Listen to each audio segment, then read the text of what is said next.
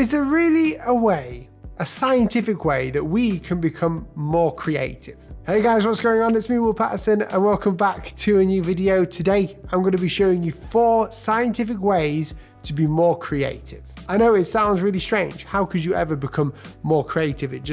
You're born with it, right? Well, I used to think this too. If you're someone sat here watching this video and you just genuinely believe you don't have the creative gene, then you are 100% wrong. The creative gene does not exist. Everyone on earth can be creative, and we know this through time and time again in history. When people have gone through certain situations they've had to get out of or do something different in, then they've thought of ways out of that situation. This video is brought to you by Skillshare.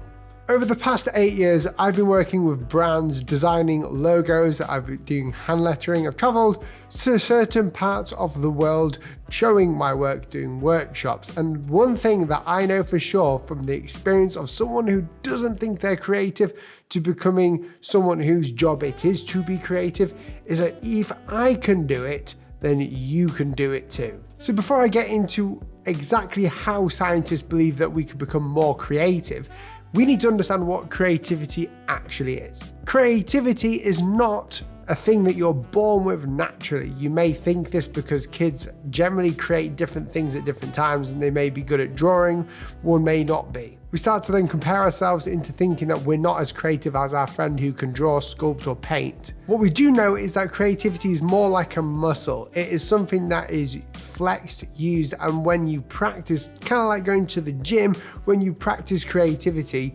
the more creative you get, the bigger the creative muscles you have. If you don't go to the gym and practice lifting weights, then you're never going to be able to lift the weight of someone else or lift the weight that that person is lifting that you're seeing. Same goes with creativity. If you don't practice creativity through drawing, exercises, painting, designing, music creation, if you don't practice these things, you won't feel as creative and you won't unlock those creative juices. So if you're someone who thinks you're not creative, well, today is the day that you're going to find out that you are creative. So the first way scientists believe that you can become more creative is changing what you listen to. There was a study done where they got a group of people to listen to music and another group of people to listen to white noise static and create something. I don't know exactly what they were asked to create. They found that the group who were listening to white noise, just static noise, were more creative than the group who were listening to music. And that is because the music that they were listening to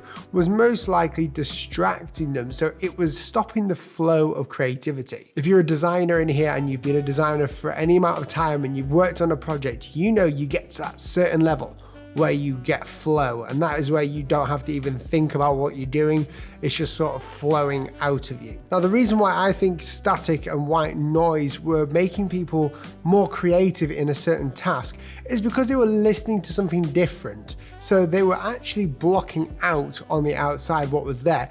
Now, if you're listening to the most head-banging music, which I do often, whilst you're doing a creative task, that can distract you. So what I would suggest to do is to listen to something that you've never listened to before, something relaxing, something that doesn't take the forefront of your mind to understand. So don't be listening to like Tosin Abasi and his amazing guitar skills, because you're just going to be distracted. Try listening to white noise or ambient nature music. I do that all the time. We even have an app for that called Mindscape.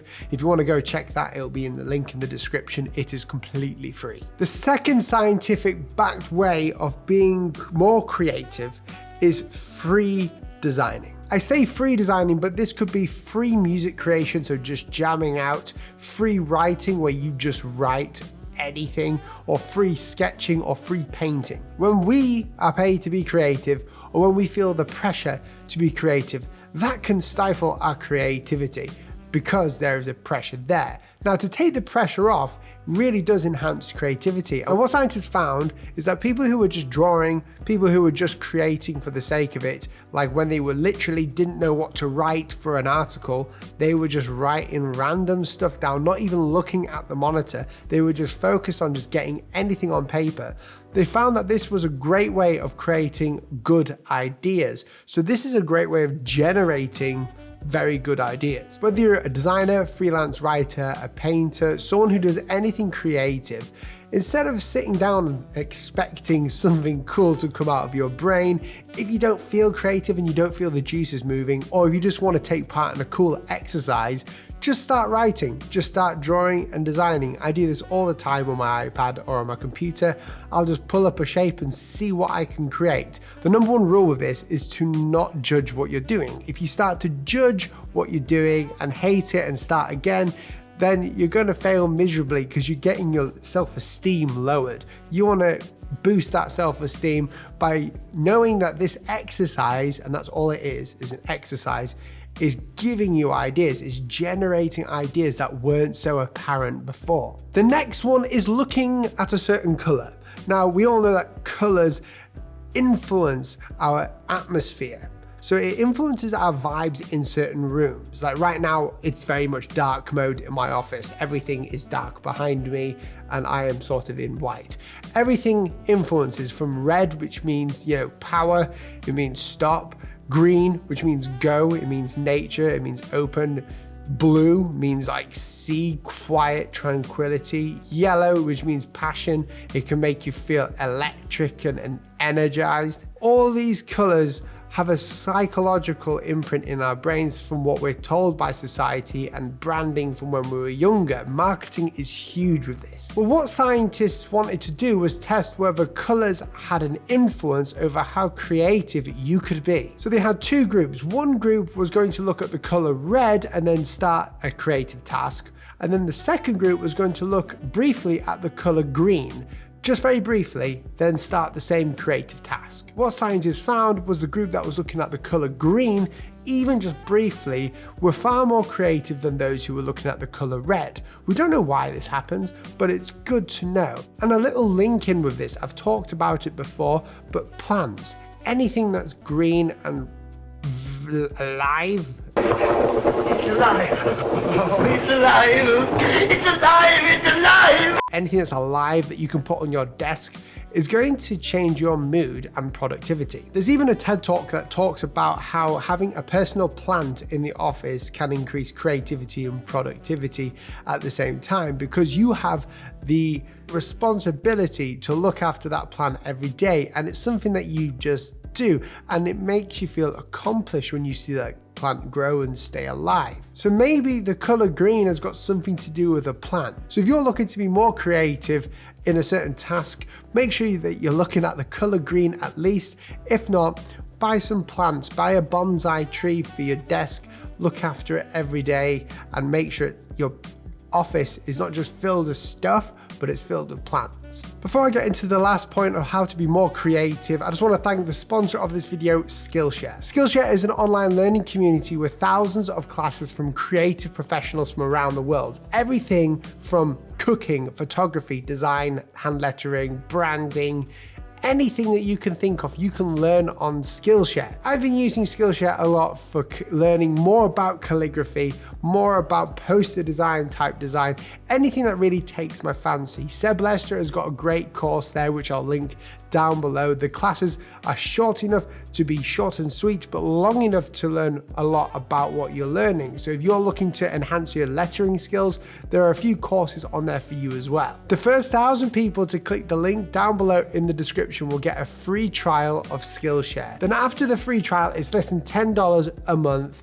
And that is insane. You get all of the classes on Skillshare for less than $10 a month. You can just binge watch them all. But go ahead and click that link down below before someone else snags your spot to get the free trial. The last way that scientists have found to be more creative is to create a limitation. I know what you're thinking, limitations stifle creativity. Well, let me just change your perspective on that. How many times have you been in a situation when a client just says, I don't care what you give me, I just want what you do best? You start to sit there and think, yeah, this is a pretty cool client, but then the more you think about it, the more you realize you have no direction. You don't know where to go. And anything you create for them, therefore, is not going to work for you or him. or her. There was a study done on a group of people. The first group were told to write a poem using any words that they want, and they had to do it in a certain time frame. I think it was like an hour. The second group of people had to write a poem as well in the same time frame, but they had to include certain words. So these words were already written out for them and they had to include it inside their poem.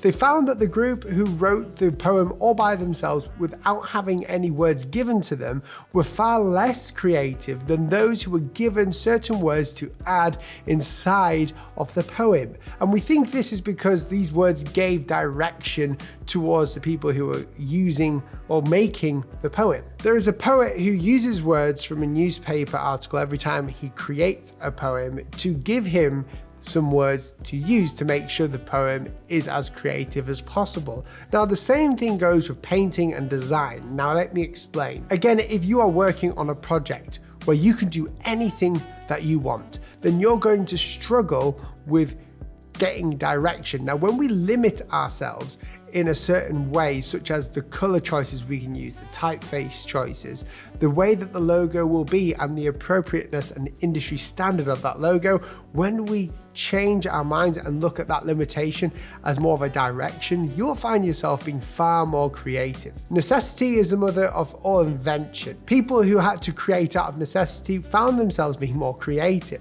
Now, the same goes for branding. All you have to do is do something called the power of reduction, which is what I do all the time. I think of an idea, will it be work? Will it be appropriate?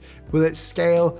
And would it just work for the client? And if no, I will get rid of that idea, and I will get rid of all these ideas until we land on an idea that will work, and then we expand upon it. That seems like a very limiting thing, but it works. And that's because we have to solve now a problem, and that problem is the limitation that we have in front of us. And human brains are really good at solving problems. So if you're a painter, try painting with 3 colors. If you're a musician, try and use a different instrument, learn a different instrument, or stick with the same melody that you did on the last track, but create a completely different chord sequence. If you're a writer, try and create the title out of random word generators online. I hope you guys enjoyed this video. If you did enjoy it, please make sure to press that red subscribe button down below, turning on post notifications too, because 50%, I think it's more than that, 50% of you who watch my content don't even subscribe.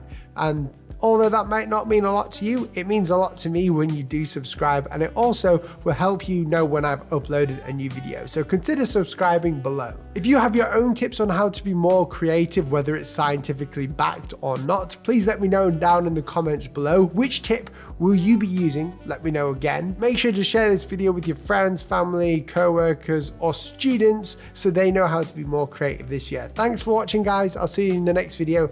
Goodbye.